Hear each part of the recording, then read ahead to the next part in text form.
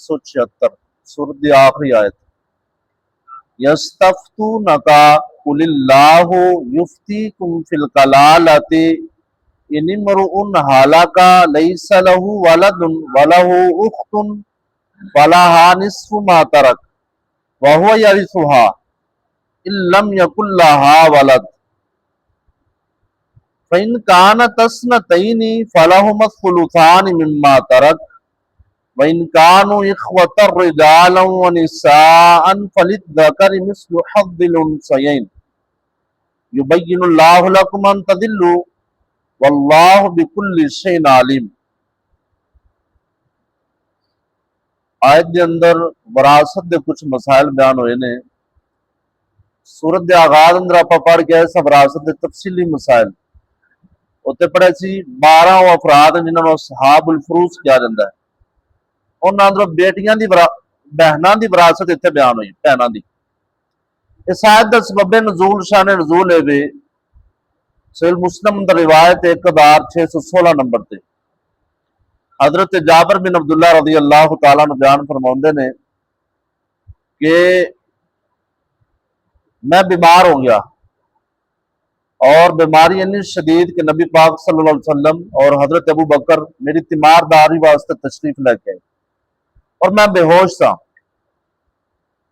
لہذا نبی پاک صلی اللہ علیہ وسلم نے پہلے وضو کیتا، آپ نے وضو دا آپ نے متبرک پانی میرے اتنے چھڑکیا، لہذا میں ہوش آ گئی۔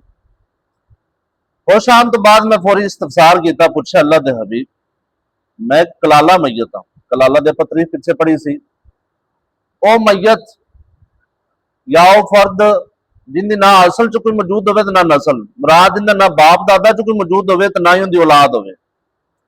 کہندے اللہ دے حبیب میرے بچے نہیں ہے، اولاد نہیں ہے، میری وراثت کیندے تقسیم ہوئے دی؟ نبی پاک خاموش ہو گیا، آپ نے جواب نہیں دیتا۔ ادھر قرآن نازل ہوگا، قرآن نازل ہوا، اے آیت اس ٹائم تے نازل ہوئی اور اللہ نے ان دے اندر احکام بیان فرمایا کہ یستفتونکا قل اللہ یفتیکم فی الکلالہ، حبیب تواڈے کولوں کلالہ دے بارے کچھ پوچھا جا رہا ہے، انہاں نوں دسو کلالہ دی وراثت کیویں تقسیم ہوئے گی۔ تو لہذا کلالہ جدو میت کلالہ ہوئے گی ادو بھیناں نوں وراثت اندر حصہ ملے گا، جو میت کلالہ نہیں بھیناں نوں وراثت اندر حصہ نہیں ملے گا۔ اور بھیناں دا وراثت اندر حصہ کیویں بھی آئی نہیں، وہی صورتاں اتنے 3 جڑیاں بیان ہوئی نے جڑیاں بیٹی دیاں سن۔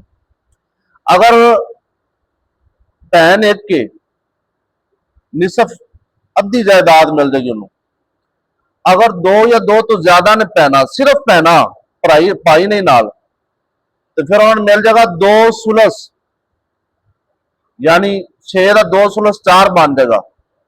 ثلث کا مطلب تیسرا حصہ، 6 دا تیجا حصہ کٹو 2 نکلن گے، پھر 2 ثلث کٹو 4 نکلن گے۔ یعنی ایک مثال سمجھن واسطے 6 روپے نے 6 لاکھ بنا لو، 6 کروڑ بنا لو، 6,000 بنا لو۔ تو اگر حقیقی بہن ایک موجود ہوئے تو انہوں نصف جائیداد مل جائے گی جدو میت کلالہ ہوئے۔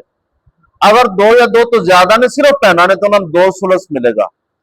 اگر بہناں دے نال پائی بھی نے، بہناں دے نال پائی بھی نے، پھر وہ تقسیم للذکر مثل حظ الانثیین، پائی دا ڈبل اور بہن دا سنگل۔ لیکن یہ بہناں نوں حصہ ادو ملے گا جدو میت کلالہ ہوئے گی۔ کلالہ دا مطلب جدوں دے والدین بھی موجود نہ ہون تو ان دی اولاد بھی موجود نہ ہوئے۔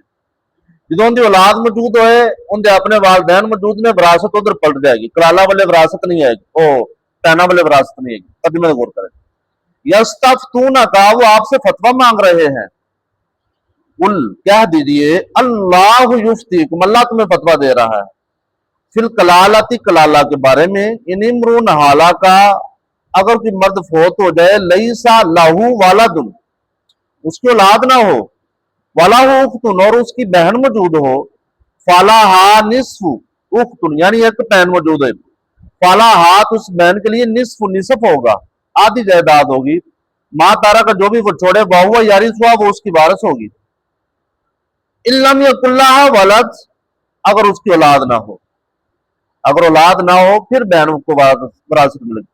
فَإِنْ كَانَتْ اثْنَتَيْنِ ان کانتا اگر ہوں وہ 2 بہنیں، कान तस्नतीन, वो दो हो, फला हो सुलुसान, तो उनके लिए 2 सुलस होगा।